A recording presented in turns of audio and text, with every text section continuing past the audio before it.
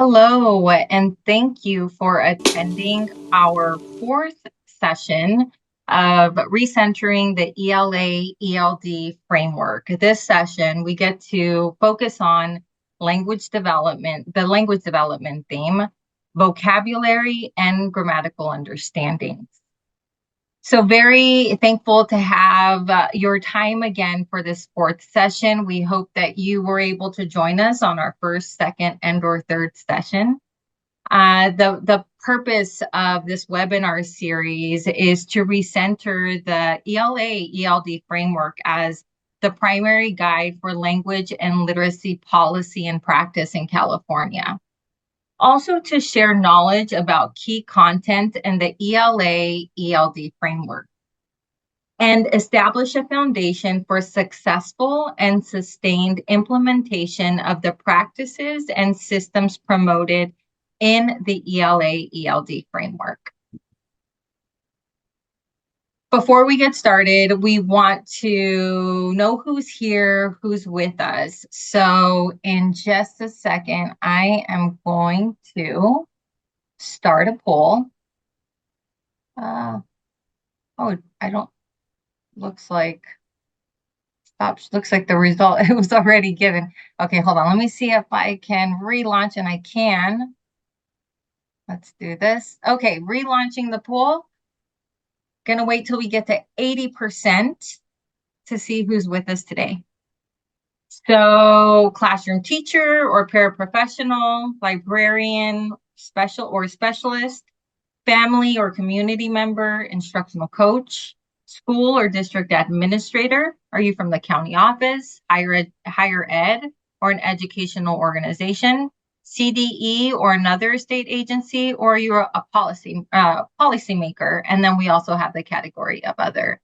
So we're 2% shy from 80. Oh, there we go. Yay. All right. So here, I'm going to share with you what we have. And 22% classroom teachers, paraprofessionals. That's awesome. Instructional coaches, 21%. School administrators, 24%.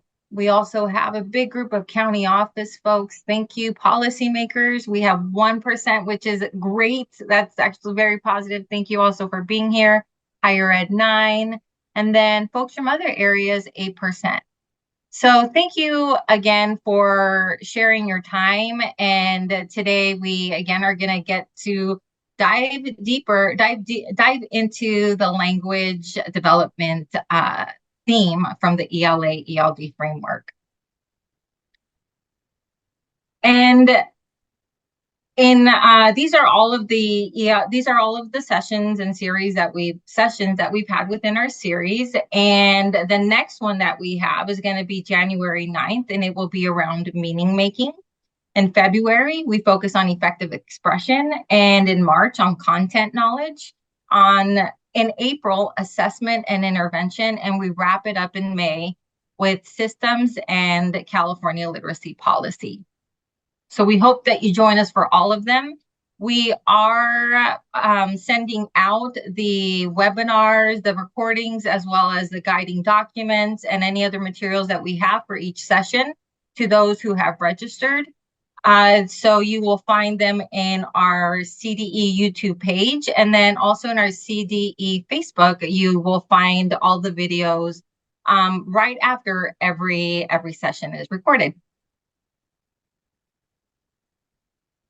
So for today, and before I actually get started, we do have Q&A at the if you look at the very bottom of your Zoom bar, there is a Q&A option. So if you have questions for us or wonderings, please feel free to use that option for us to get back to you. And whatever we might not be able to address right away, we will come back to. We are going to have some Q&A time at the very end. So for today's agenda, I'm going to be able to welcome again our co-authors, as well as some amazing CDE folks who are supporting us. We're going to then dive into the theme and the overview of the language development theme, then language development in elementary schools, and then we look at what language development looks like at the middle and high school levels. And then we're going to explore the language development theme, diving into it a little bit deeper, being able to explore and discuss specific sections that you are going to get an opportunity to look into a little later today. And then we'll close out, do some Q&A, and talk about some next steps. Today, we're hoping that you walk away with an understanding of the big ideas of language development within the ELA ELD framework. Identify sections in the ELA ELD framework that guide effective language development instruction in grades TK through 12, and determine next steps for using the ELA ELD framework to expand knowledge and enhance practices to support students' language development. Today, we're some of the guiding questions, and we ask that you take out a pencil, a pen, anything to write with and to take notes. And while you're doing that, think about these guiding questions. What is resonating with you? What are you excited to hear? What are some key points that everyone you work with should know about from the information that is being shared? And what do you want to remember? Also, what questions do you have? And as you make those notes, remember towards the end, we're going to have a chance to explore. So being able to tie some of those questions and maybe look for some of those answers to those questions within the chapters that you'll be able to look into a little bit deeper later. I want to now introduce the co-authors and also the webinar series developers of today's session and of the entire webinar series. So if I could have Dr. Yop, Dr. Speecher, Nancy, turn on their cameras just to say hello. Again, co-authors of the framework, so very thankful to have them here and for them to share their knowledge with us today. Also here, and I'm going to ask them to just turn on their cameras if they're okay with it, are additional folks from CDE that are helping us out. And you met some of these folks last time, and if another one of our folks wants to turn on his camera too, we're hopeful, but GQ, Alicia Moreno, and Kyle Petty, who have been supporting us throughout this entire process. Kyle through all the sessions, and Alicia and GQ supporting us with any questions we have. And then the last webinar, they were central in the development of it. And wow, we now have, yay, sir, we have and so thank you, Alicia, and thank you, GQ. Just in time, Superintendent, very happy to have you here. Also, we're doing introductions and welcomes. And so welcome to our state superintendent who has helped make all this happen, Superintendent Tony Thurmond. So hi, sir. Hi, Dr. Garcia. Thank you to you and Director Brennelson for putting together this great conversation, the fourth in our ELA ELD series with this emphasis on language development. Thank you to all the districts and partners who are here today, Alicia Moreno Ramirez and others, for being a part of today's conversation. I'm really hopeful and excited about where the ELA ELD framework can help us to get to in terms of making sure that our students learn to read by third grade. When you put this framework together with what this state is doing more than any other state, I think we've got great things ahead of us. For starters, $500 million for reading coaches and specialists to support districts all across our state as they support students. We have just made a significant investment in how we will do dyslexia screening for students in our state. That we have a universal screener, and that great things are happening. And a new development that we're working on at the California Department of Education that we will be pursuing funding to have robust training for anyone who teaches reading, that we will have the top trainings that get the best results available for our educators, for teachers and classified staff to work with our students and our families. And we're so excited to share more with you about that. In the meantime, I want to thank all of you who are here today. I want to thank all of you who have shared some highlights with us about early learners and early reading. Many of we don't have measurements from the state standpoint to measure how our youngest readers are doing in kindergarten and first grade and second grade.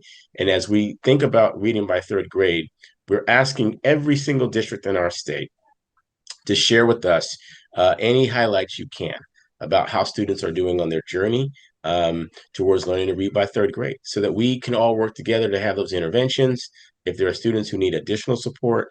And so we can celebrate your K2 readers and other early readers who are doing very well already on the journey of reading to third grade. We're excited because we talk about literacy and biliteracy. And we're grateful for today's installment of the ELA ELD framework in the conversation of supporting our students on the journey to literacy and biliteracy and reading by third grade. Back to you, Dr. Garcia, and looking forward to the great conversations today. Thank you, sir. It's always an honor to have you on. Thank you. So again, today we have the opportunity to dig deeper into the language development theme. And Dr. Speecher, you are going to give us an overview. So given this theme, what are some key takeaways that everyone should know from this particular theme? Yeah, thank you. Thank you, Bonnie. Thank you, Superintendent Thurmond. We are so excited to talk about this language development theme because, as we all know, language development is such a critical part of language and literacy development and reading by third grade. Obviously, all five themes are essential for reading by third grade. So really fun and exciting to be able to dig into this and the other four themes. Next slide, please, Bonnie. And just as a reminder, for those of you who have been participating in previous webinars in this series, that the California ELA ELD framework is California's conceptual model for comprehensive and integrated literacy. And what that means is with these five themes and anchoring ourselves with both sets of ELA literacy and ELD standards, we are taking a sort of a broader view of language and literacy teaching and development that also takes into account sociocultural aspects of language and literacy learning. For example, making sure that all of our students have a sense of belonging in classrooms and which has to do with the text that they're reading and the topics that are being discussed or written about. And it has to do with how motivating and engaging the classroom, both the instruction and, as I said, the topics and the text being used are. And we know that we need all of this. So we need all of our five themes: meaning making, effective expression, foundational skills, content knowledge, and language development to be working together in tandem to get us where we are. But today we are just going to be kind of zooming in really carefully on language development. So just wanted to send that reminder out to everybody. And next slide, please.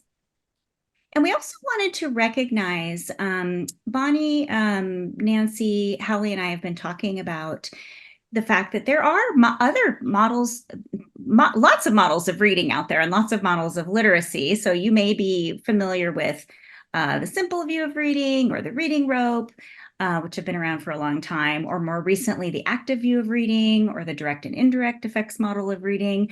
And one thing that we've been talking about is that all of these models of reading are compatible with our conceptual model of literacy. They all fit into California's model for literacy.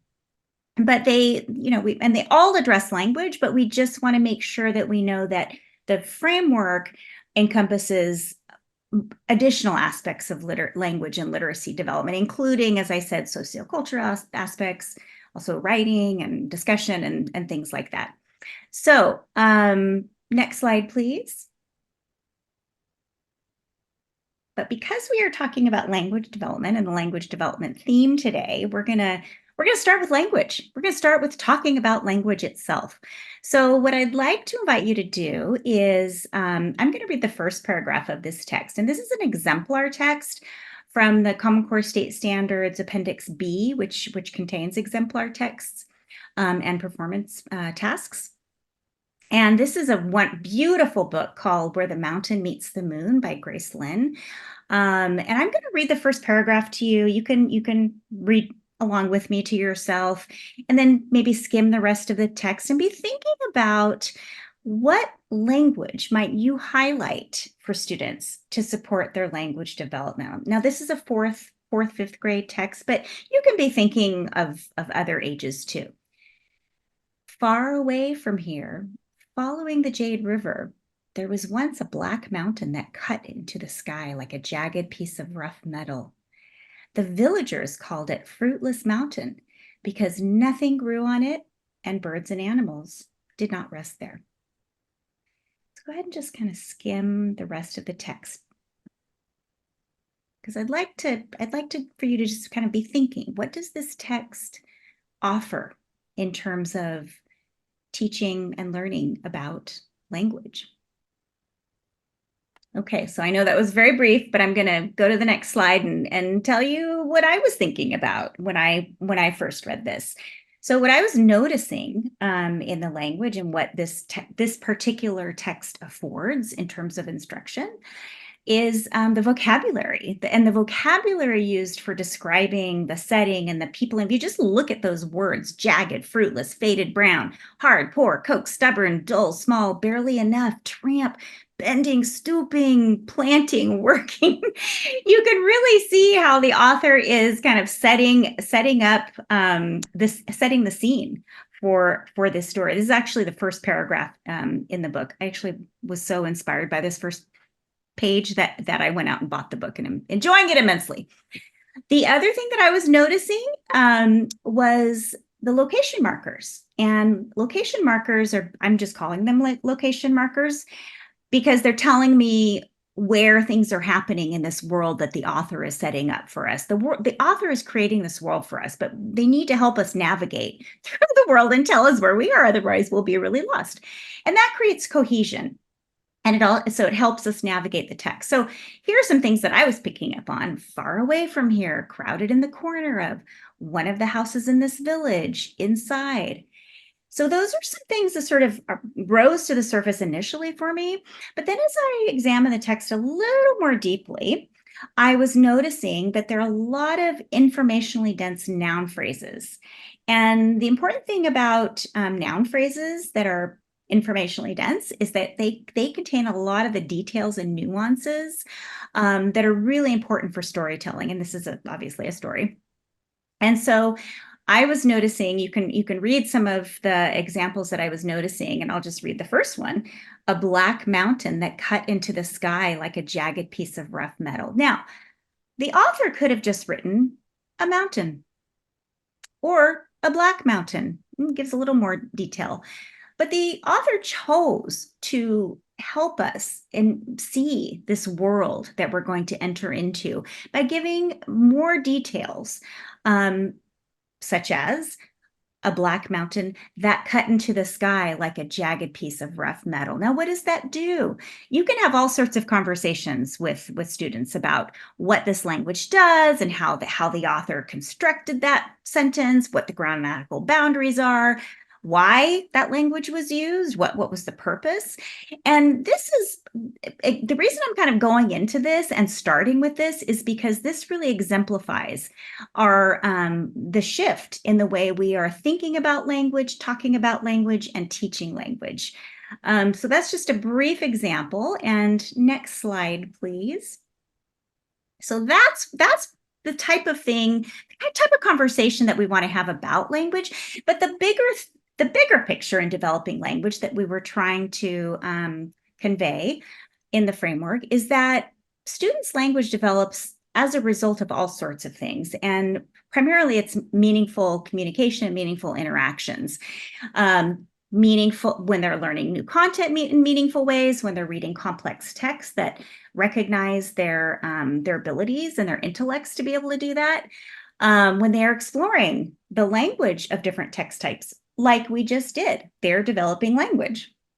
When they are writing, when they're writing creatively or when they're writing analytically, for example, in response to something they read, they are developing language because they are using language and having to make choices about language. When they're conversing with peers and teachers, they're developing language because they're applying their knowledge of language and getting better at using it over time. And of course, when they're presenting ideas, say for example, an oral presentation or a speech, they are developing language because they have to really think about the kind of language they're using and perhaps even look up some words that they want to use in their presentation. So they're developing language through all of these highly interactive and collaborative activities. And that's the big picture, I think, that we're trying to convey. Now, conversely, as students' language abilities develop over time, that really helps them participate equitably in all of those tasks. You can participate more equitably in reading a complex text or providing a formal presentation the more you know about language. So it's a reciprocal process. Next slide, please. Now, I hope that what you're picking up on is this way of thinking about language and teaching language and talking about language is a significant departure or shift from previous ways of thinking about language. So this is actually a figure from Chapter 5 of the ELD Standards publication. It's page 164, and if you have not read Chapter 5 of the ELD Standards, please go and read it, because this is going to really enhance your knowledge of language development more generally, and in particular for our multilingual English learner students.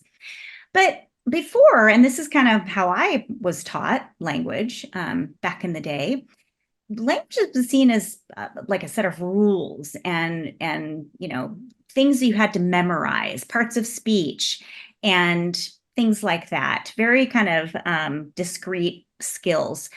But we know from research, and we know from just our own observations, that this doesn't get us very far. Of course, we want our students to be able to identify grammatical boundaries and use meta language to talk about language, like noun phrases. But the bigger picture is that we are seeing language as a meaning-making resource. That is it's a very powerful resource for us to be able to communicate with others, express our ideas, collaborate, etc. And the language resources are basically a constellation of choices we can make. And those choices are dictated by what we're talking about, the discipline we're in, who we're talking to or writing to, our purpose for communicating, and of course the task we're involved in. So it's a much more it's a meaning-based way of thinking about language rather than a rules-based way. And you can see sort of down in the second column at the bottom, complex texts and intellectually challenged activities or intellectually engaging activities focused on building content and language are really critical for students to develop language. So we can't wait. We can't wait to be using complex texts with our children and youth in school. So beginning in, at birth, actually, we should be using complex texts, but particularly, in preschool and transition kindergarten, we need to start using those complex texts to support our students to develop a rich and robust linguistic repertoire. Next slide, please. So the language development theme in the framework kind of focuses on vocabulary and grammatical understandings, with the understanding that there is the big picture. And the way vocabulary is presented is different from perhaps some of the old ways, which were, in my day, it was like memorizing vocabulary and taking a vocabulary test. We know that doesn't get us very far. The biggest way to support our children and youth to develop language is through wide reading, using complex text and engaging them in rich conversations, and also to teach a select set of really important words.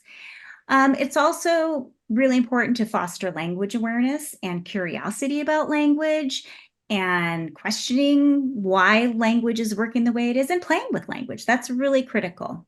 And then also, we need to teach students how to independently derive meanings of words they encounter as they're reading independently, because we're not going to always be there. So the next slide kind of goes into grammatical understandings. And the grammatical understandings, sort of one big picture idea, kind of going along with the meaning-based way of looking at language, is this is a meaning-based grammar, not a rules-based grammar.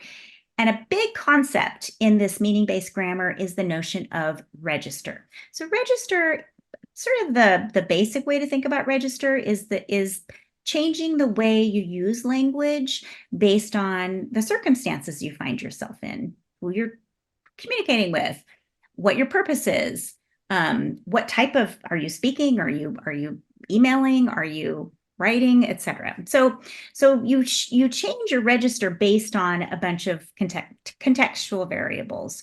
And so one of our goals is to support all of our students to be good register shifters.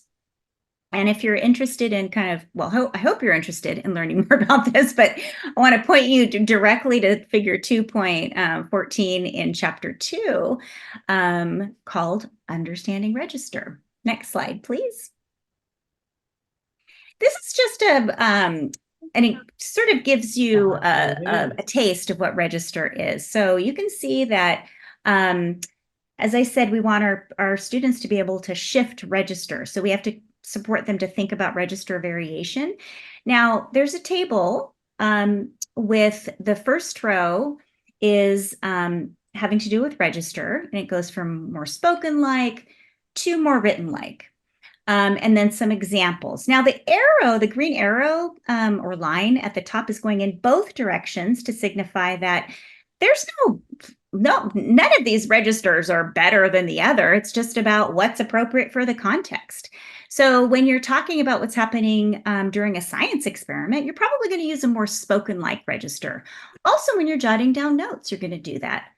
Conversely, when you're delivering a formal oral presentation about the results of your experiment, you would probably be using a more written-like use of language, a written-like register, which means that you have really kind of prepared your what you're going to say.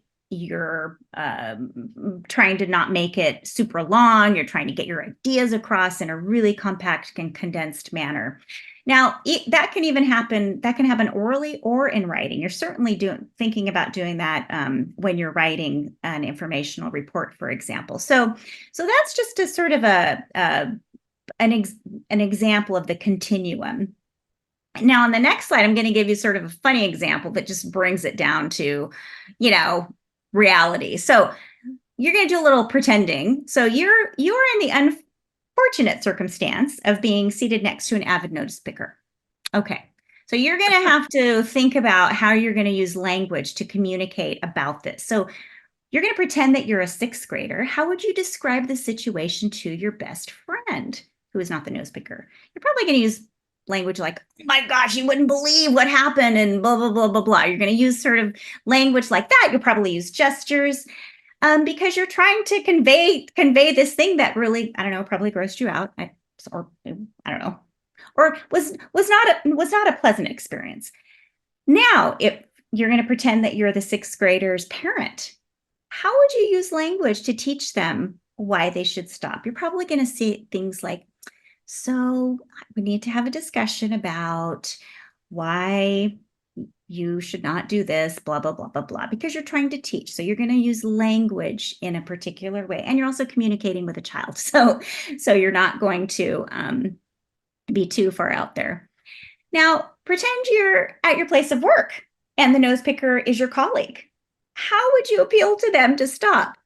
You're probably going to use language that is quite different from the first two examples, because your goal is to persuade them in a way that is very diplomatic, because they're your colleague. You have to work with them. So you don't want to embarrass them. You want them to to just stop doing that for good reasons. Ah. Still like you. Okay, so that was the big overview, and now I'm going to pass it over to Hallie to talk about sort of more specific examples in the elementary grades. And we will move into that really quick. I just had a question for you. And how did the big picture that Pam discussed a bit earlier play out in TK through grade 5? What guidance does the framework provide regarding language development? And apologies for the error there. No problem. And thank you very much. Thanks, Pam. And thank you, Superintendent Thurmond, and all who are here today. This is terrific. You'll see a lot of overlap between what Pam said, what I'm going to say, and then what Director Brennelson is going to say shortly. I'd just like to start off with a few preliminary points. So, Bonnie, if you don't mind going to the next slide, here's some preliminary points that I'd like people to keep in mind. One is that language is intimately tied to identity. A child's language must be respected, valued, capitalized on, and built upon. And this is something that resonates throughout the entire framework. Second preliminary point is that the relationship, and Pam said something very similar to this, and that's because we work together and study the same research. The relationship between reading, writing, speaking, and listening and language development is one of mutual facilitation. Language develops as a result of engaging in reading, writing, listening, and speaking engagement. And language development, in turn, advances children's ability to engage meaningfully in more and more complex reading, writing, listening, speaking activities and tasks. It is a relationship of mutual facilitation. A third preliminary point is that all strands of the California ELA and literacy standards include attention to language. Thus, we identified language development in the framework as a key theme for instruction. You saw that on the graphic that Pam shared. It cuts across all those strands. The ELD standards also focus on language. They amplify the emphasis on language development and language awareness or linguistic awareness. It should be no surprise that language is discussed throughout the framework in nearly every section, in snapshots, in vignettes, and in figures, and that it is closely intertwined with the other key themes we identify in our graphic, closely connected to content knowledge, to meaning making, to effective expression, and to foundational skills. And finally, I missed that last bullet, that language development should be a central focus of all of schooling in all areas of the curriculum throughout every grade level, beginning in the first years. Next slide, please, Bonnie.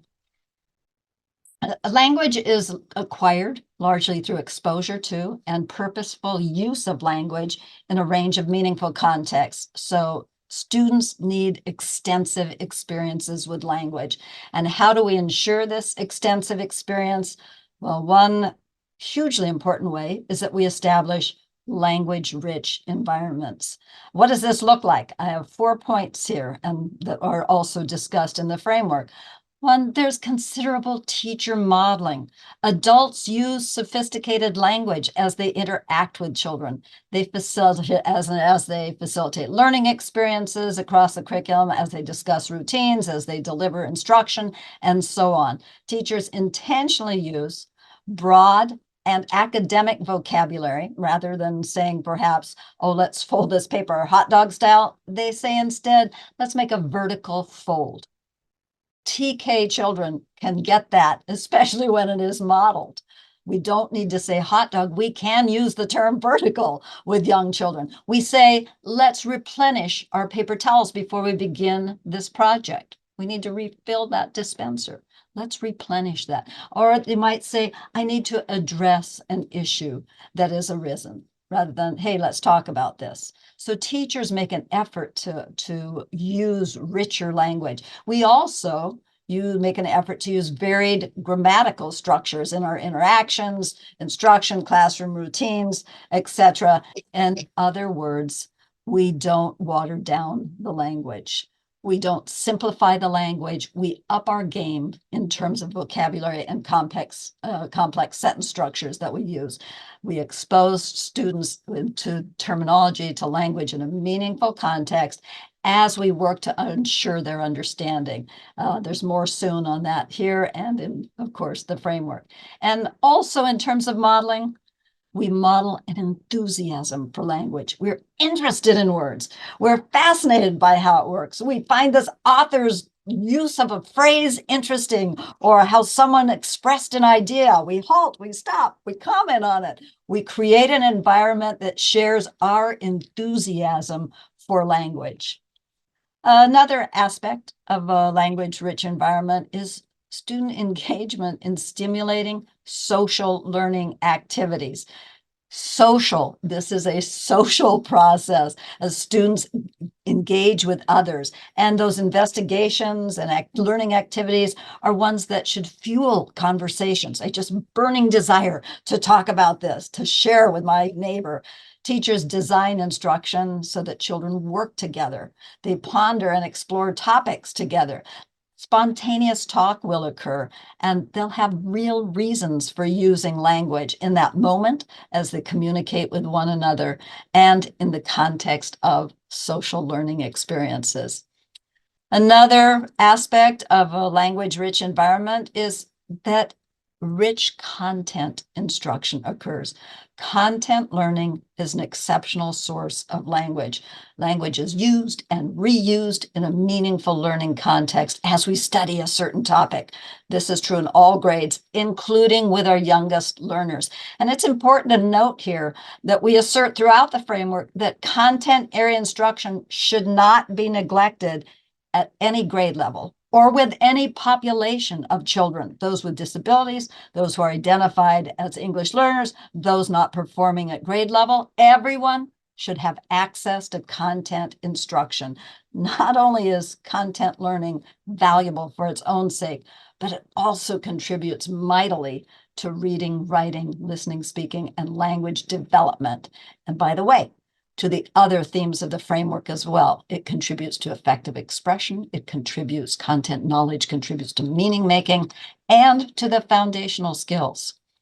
Another component, a key component of a language-rich environment is that reading aloud to children occurs regularly, indeed, daily, often multiple times, not just with our youngest children, but with older kids as well. And Nancy will make some commentary about that related to middle school and high school levels. We'll talk more about reading aloud next, but let me make this final point here is a language-rich environment. We also see a lot of student talk.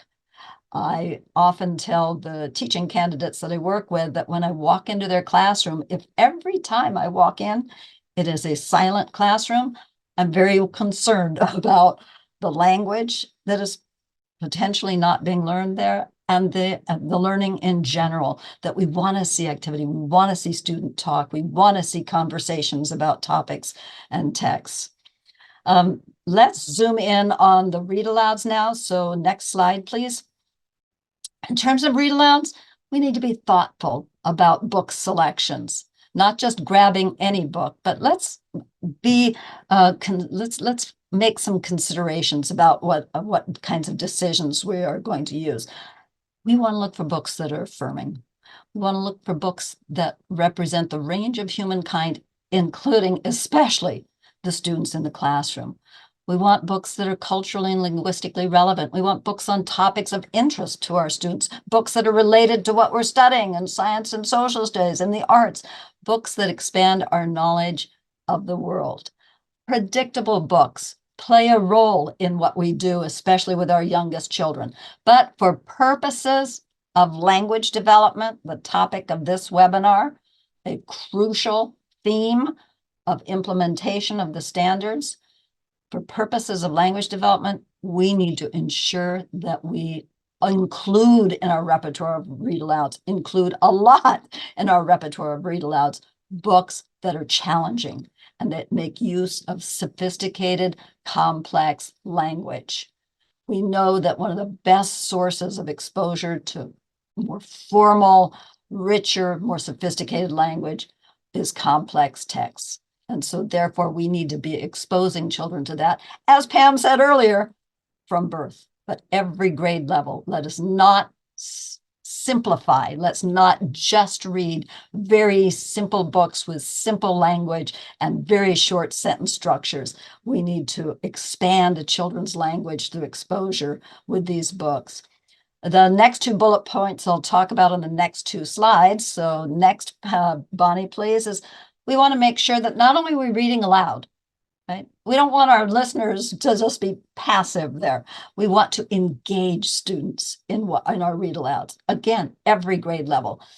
To enhance understanding of more complex text, we don't just read aloud. We stop, we engage in interactive reading. Teachers pause. They think aloud about what's happening. They draw attention to and comment on language, such as interesting sentences or new vocabulary or a fascinating word choice. Teachers ask questions that stimulate analytic thinking, such as motivations of a character, or they prompt inference making. Important for our conversation about language development, they ask questions that elicit language. Students learn language by using it. And we have in chapter 3, a figure that provides an example with very young children. This is TK through grade 1. That's what that chapter addresses. Examples of questions, just examples that one might use when reading aloud The Little Red Hen. We share in this figure that there are questions we can use that are very limiting in terms of language, right? What color is the hen? Red. Will the others help her? No. What will they say? Not I. How many animals are on this page? Do you like the story? Yes, right? That's very limiting. Whereas we could choose to use questions that elicit more language. So what's that little red hen planning? What do you suppose the little red hen is thinking? What makes you think so? How did the author help us understand what a mill is? What do you think the author is trying to tell us in this story? So we engage students in interactive reading using a variety of techniques. We also engage them in retellings. Retellings give students the opportunity to think aloud and think about and to use language from the reading selection. We just have a little image, not readable here, but the point is this is an example of a snapshot that focuses on the retelling of process a teacher used in a classroom for retelling of Little Red Riding Hood. And this is followed by 2 vignettes that also share examples of retellings. And also powerful, of course, are reenactments, reconstruction, dramatic play. Yes, at many grade levels. The use of puppets, of drawings, of props, all of these facilitate language development, especially when students are encouraged to use the language that they were hearing in the text. Next slide, please. And that other aspect of a language-rich environment is student talk. We need to see a lot of talk. Students in language-rich classrooms have multiple opportunities with a range of peers to express themselves verbally, both formally and informally, using different registers, as those Pam described earlier, about interesting subjects. And they learn how to engage in conversations. You'll see the standards that are related to listening and speaking and sharing knowledge as it goes up through the grade levels, coming prepared to conversation starting in grade 3 and so forth. Critically, we establish an atmosphere of respect for children to share their ideas. Every student's voice is valued. We also use a variety of routines. Pam commented on that earlier, the equitable participation. So all students have the opportunity to use language to give voice to the ideas they have. Chapter 2, figure 2.15 provides suggestions for different participation routines that are equitable. We also, student talk, we target topics and texts worth discussing. Are the topics interesting? Are the books compelling enough to spark a discussion? Are they worth pondering and sharing ideas and interpretations? The experiences in the books culturally relevant to learners. Teachers prompt students to pay attention to language. Ooh, let's see if we can use some of these words ourselves. They provide prompts and scaffolds, such as the ones on this next slide. And we share throughout the framework in different grade levels, different types of prompts and scaffolds to get students going with language, to give them the opportunity to practice with language. Snapshot 3.1 is for kindergarten or TK, I believe it's TK, and it's about building a graph. Students are clapping the syllables in one another's names. So we've got math going on, we've got foundational skills going on in terms of phonological awareness. They build a graph, and then the teacher prompts the children to comment on the graph and on the conclusions, and they're encouraged to use certain language to convey mathematical ideas, such as more than, the same as.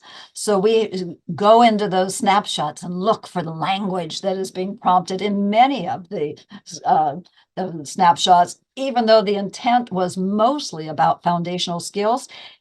Language runs through everything, and we can encourage and up children's language use in almost everything we do. Prompt children to say more and to explain how. Use sentence frames. At school, I'm determined to, because, or use different sentence starters. Say, we're going to say, in other words, here's my idea, in other words. Essentially, I'm saying that. To put this another way, my point is, and even young children can learn to model some of this, and they feel so proud and important and empowered that they can use language to share with their ideas with one another. Let's go to the next slide, because creating a language-rich environment that includes modeling, social learning activities, rich content instruction, read-alouds of complex text, and student talk that all supports language development, and it must occur across grades. But we also need to teach vocabulary explicitly. And so you will find in each chapter with each grade level some discussion of that explicit teaching of vocabulary. There are discussions of how we intentionally select words that we are going to teach. Beck would have us teach tier 2 words primarily, the general academic vocabulary, because it has the greatest application. We talk about using friendly explanations or rich, friendly definitions that are explanations using familiar terminology and what context the words might be used. And here's some examples of ways that is used. And this is a far cry from just providing children with a list of words they need to memorize with some very short definition that has no application in anything that they are learning at the time. We use instructional contexts that make the learning of that vocabulary relevant and purposeful. I have a reason for learning these words, and I will be using these words with some of the activities I'm doing. And word relationships, how they're related to one another. And there's also perfect opportunity to draw upon cognates. They're a rich linguistic resource for our EL identified students, animal and animal, different and differente. So looking at those words, and there are many ways we can think about word relationships. And again, you can find those. We'll be sharing some resources with you shortly. Next slide, please. And word learning strategies. We teach word learning strategies to help students determine the meanings of the words on their own. More than half of English words are morphologically complex. Dogs has 2 morphemes, dog, and then the indicator of a plural, that S sound. Unhappy, rearranged, 3 morphemes in that. Antihistamine, counterintuitive. We have a lot of words that are morphologically complex. Teaching morphemes is highly productive. This begins in the early grades. You will see teaching of affixes such as un, re, dis, pre, and we'll see teaching of root words, including Greek and Latin words, roots. And we have examples in the framework. This shows a chart that shares some Greek and Latin roots. These all support, by the way, these word learning strategies here also not only appear in language standards, they appear and foundational skills, because they also help us with decoding words when we find morphemes in them. And then we make meaning, so it connects to our meaning making, and it connects to our language development. Context is looking at, does the author of a story or an informational text we're reading provide any support for understanding this word. For example, are there any synonyms the author uses, or does the author provide it juxtaposed next to an antonym? Unlike X, Y is yada yada. And finally, there are resources that we could teach children how to use, such as dictionaries and glossaries and so forth, so to build some of their independence. And last slide in this section is the notion of language awareness. We share many examples of not just building knowledge of language, but also guiding children to be aware of language and how it is used by others for certain purposes and how we can use it. We look at word choice. We have students examine and experiment with language. They take sentence structures, they expand them, they combine them, they reduce them, and they use formal and informal language and become aware of that use.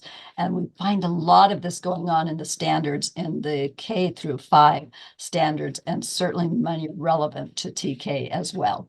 So onward. That's a quick overview of the earlier years, the TK through 5 grades. Gracias, Doctora Yap, Así, for por that. supuesto. Next up, we are going to have Directora Brennelson on, who is going to go over language development theme in the middle and high school settings. So, Nancy, how do the big picture issues that Pam discussed and that Dr. Yap has talked about also in her presentation, how does that play out in middle school and high school? And what guidance does the framework provide regarding language development in these grades? Gracias, Directora Garcia. Glad to be with you today.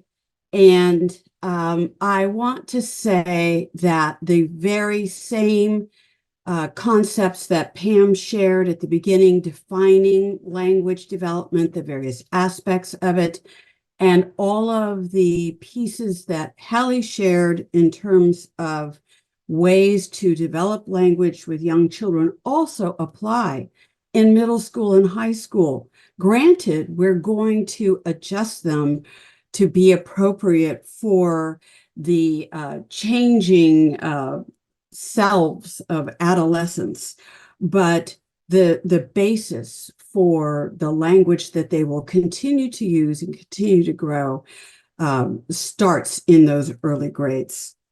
So thank you. And we'll go to the first slide. I just referred to this, and I thought there was no better example than language from the framework itself. Students continue to develop as learners of language throughout their academic careers and indeed their lives. And that's important to remember. So what we're doing is not so much introducing all new things in middle school and high school, but we're expanding on what students have already begun to learn. So let's just take a couple of examples from the standards. The standards do change. Sixth grade is a turning point. And another item I wanted to emphasize here is that language development is critical to every theme and to all aspects of language, all aspects of literacy. So what you see here on this slide are standards from 5th grade and 9th and 10th grade in reading informational text. Standard 8, identify reasons and evidence that support points in the text. That's for 5th graders. Now, let's look at what happens in 9th and 10th grade. Students are expected to delineate and evaluate the argument and specific claims in a text and assess if reasoning is valid. Language is critical to both of those standards, but look how the language demands have expanded in what it is that students are reading and analyzing. Moving on to writing, Standard 1C in 5th grade. Link opinion and reasons using words, phrases, and clauses. Now in grades 9 and 10, the expectation is for students to use words, phrases, and clauses. There's the link. We've been working on that all along. To link major sections of the text, to create cohesion and clarify relationships between claims and reasons and evidence, claims and counterclaims. Students need all the language possible to engage in these activities. And you may see the connection here with the ELD standards, which were built on all of these ELA literacy standards. So cohesion, clarifying relationships, reasons and evidence. So really, for all of our learners, this is critical. Next slide. And we won't just stop there. Here's a sampling of expanded expectations for the use of language at these 2 grade spans. As you know, the framework is organized by span, and so Chapter 6 is for grades 6 through 8, and Chapter 7 is for grades 9 through 12. An important point here is that applying this language knowledge, the language that students are developing, across all areas, reading, writing, speaking, and listening, and across all disciplines. So here's just a sampling. Varying sentence patterns for meaning, for style, for tone, expressing ideas precisely and concisely, getting rid of redundancies, tracing etymology of words. That goes back to that morphology we saw that Hallie shared with us in terms of Greek and Latin roots and other aspects. Interpreting figures of speech. We've been doing that since the beginning, but now we're doing it in even more sophisticated ways. Distinguishing connotations of similar denotations and how words work and work in combination with one another. The impact of word choices, and this is so critical and is emphasized more and more as students progress through the grades.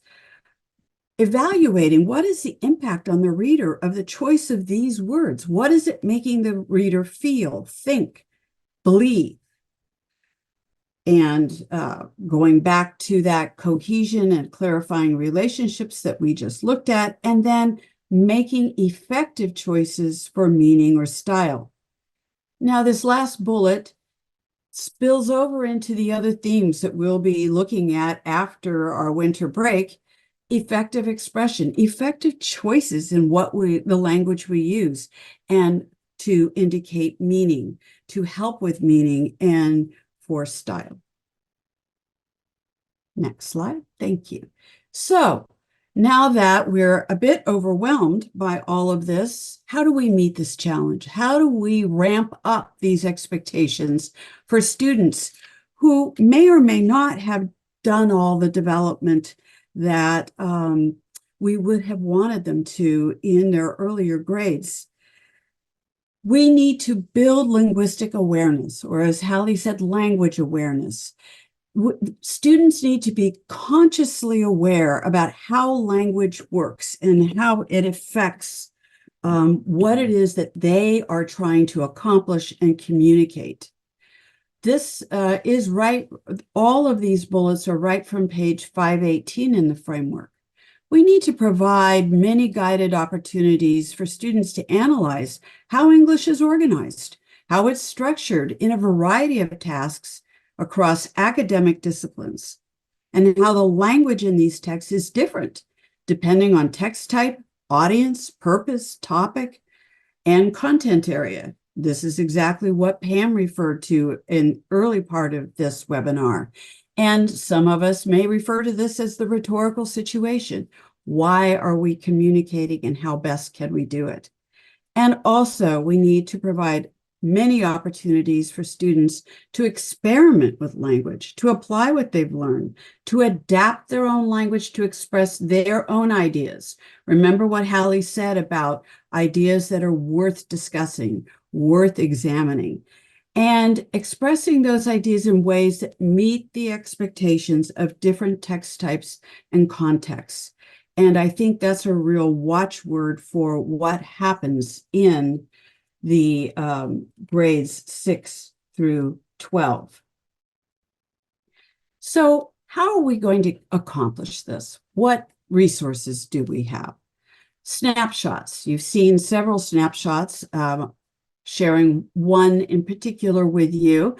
6.9 from grade 8 Developing and defending an argument. This is integrated ELA literacy and civic learning, and this is about cyberbullying.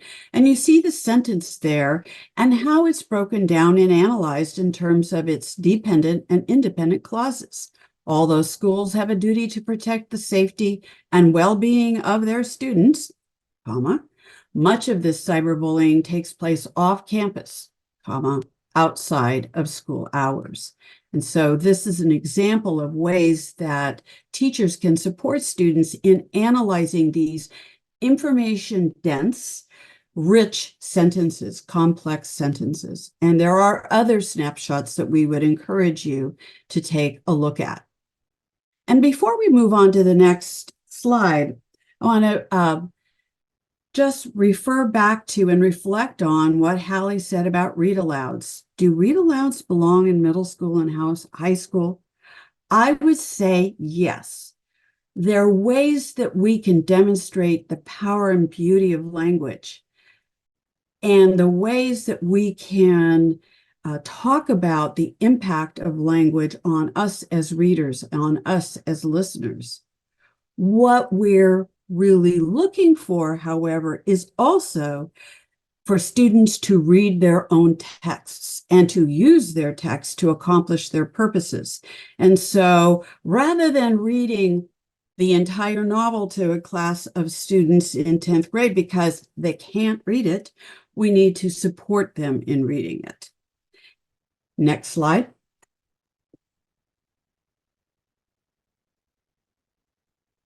What we know is that discussion is absolutely critical. It's supported by all of the research in terms of finding meaning and understanding, comprehension. So you see there are a number of figures that we've listed for you here. Small group roles for nonfiction discussions. We borrowed that from Harvey Daniels. Sentence starters for discussions, frames for asking questions. Sentence detective practice, we borrowed that from Reading Apprenticeship. How to approach those confusing sentences, and you saw a bit of that in the previous slide. Noticing language, and there's a great example, 7.24, I think it's either 10th or 11th grade, about looking at the impact of participial modifiers to create different effects on the reader. So we encourage you to take advantage of some of these figures as you think about supporting your older students with language. Next slide. And then we have vignettes. The vignettes are beautiful in that they really provide an expanded example of instruction and how integrated ELA literacy and ELD fit with designated ELD. In this case, 7.3, it's 11th and 12th grades. We are looking at complex texts in American literature, Bury My Heart at Wounded Knee. And you see some frames here, some language for taking an academic stance, sentence starters, question starters to support students as they discuss and process that information. And again, looking at complex sentences, so unpacking clauses. Because the Cherokees numbered several thousands, comma, their removal to the west was planned to be in gradual stages, comma, but the discovery of Appalachian gold within their territory brought on a clamor for their immediate wholesale exodus. And a word got left out there that we see below because this sentence has been chunked in a way that allows a teacher to look one by one so that students can make meaning. Now let's take this a bit further in the next slide. The vignette that accompanies the one you just saw uses the same piece of text, and they're going more deeply into sentence unpacking.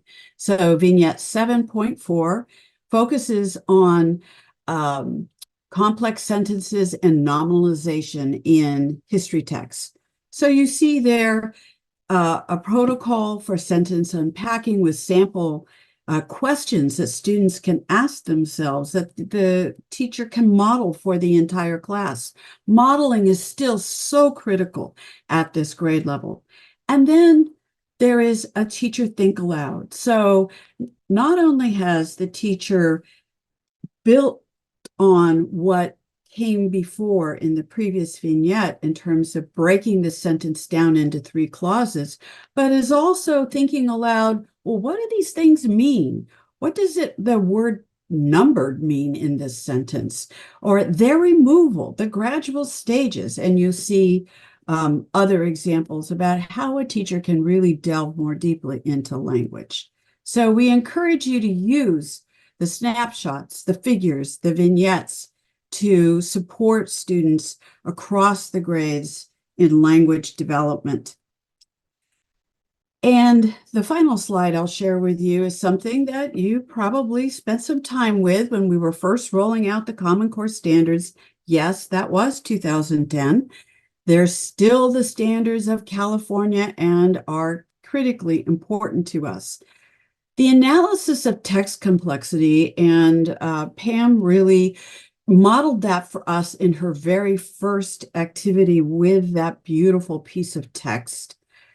But looking at those 3 dimensions of text complexity, qualitative, quantitative, and reader and task, so that we can decide how we best support students.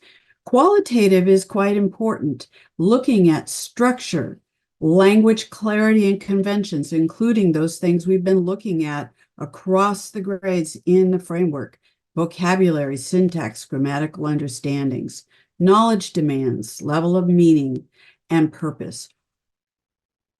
I would suggest to you that it's time to dust this off and to consider its use as we learn to support students and to create opportunities for them to expand their use and command of language as they study in all areas. Thank you. Thank you, Nancy. I appreciate the examples shared by both Director Brenelson and Dr. Yop, and the overview provided by Dr. Spiescher. I now have the privilege of sharing with you a couple of different documents. We're going to have an opportunity to very briefly, because we are looking at time, explore and reflect a little deeper around the language development theme. So in the chat, I have shared 2 different links. I've shared the language development theme guidance document, and what you're going to do is you're going to open that language development theme guidance document that I provided in the chat, and I'll show you what I mean in a second. You're going to choose a grade level or a topic that you're interested in, and you're going to click on that link to go to that chapter and explore away. Then you're going to come back and go onto the Padlet, which was the link was also shared in the chat, and give us a little bit of reflection. What were some things that came to mind? What resonated with you? What were you excited about? What approaches might you start using right away? And if you could just cite what some of those are. So when you go to the guiding document, you're going to come across this here. Okay, so you'll see the chapters broken down. And what's really nice about the guiding doc is that it gives you the exact page numbers within each chapter that are around the language development theme. And you'll see that across the 7 different chapters. There's also additional links shared below. But if you could spend a couple of minutes doing that, just looking through it. And then we have a Padlet. And if you could come over to the Padlet and give us your thoughts and or questions. And so you'll hit the little plus sign on the bottom. You'll type it up here. You can type it down here. And then you hit publish. As Director Nancy mentioned, we will send these links out later after the webinar. And since we are out of time, we will also be sharing responses to some of the questions that we received. I did see a lot of questions regarding the postings of the webinars.